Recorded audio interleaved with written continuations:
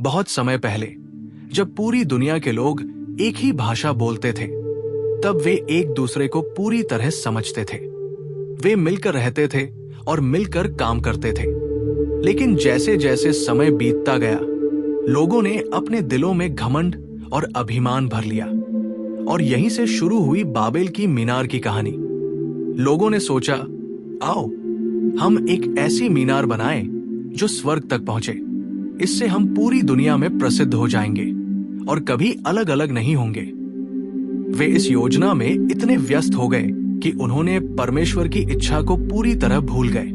हर दिन सैकड़ों लोग काम पर लग जाते, कुछ ईंटें बनाते, कुछ गारा मिलाते, कुछ भारी पत्थर उठाकर ऊपर चढ़ाते। धीरे धीरे मीनार ऊंची और ऊंची होती चली गई। परमेश्वर ने जब ये देखा तो वे बहुत दुखी हुए। वे जानते थे कि मनुष्य का अभिमान उसे विनाश की ओर ले जाएगा। इसलिए उन्होंने कहा, हमें जाकर उनकी योजना को रोकना होगा। और तभी कुछ चमत्कारी हुआ।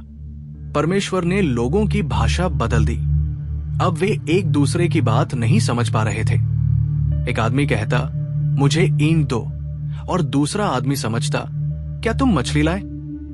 जल्द ही पूरी जगह पर हंगामा मच गया। जब कोई किसी को समझ ही नहीं पा रहा था तो काम कैसे आगे बढ़ता?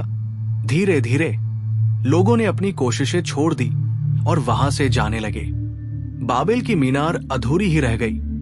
लोग अब अपने अपने समूह में बंट गए।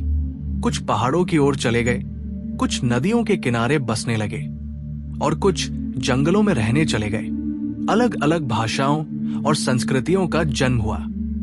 बाबेल की मीनार हमें यह सिखाती है कि घमंड और अभिमान विनाश की ओर ले जाता है। हमें परमेश्वर पर भरोसा रखना चाहिए और उनकी आज्ञा का पालन करना चाहिए।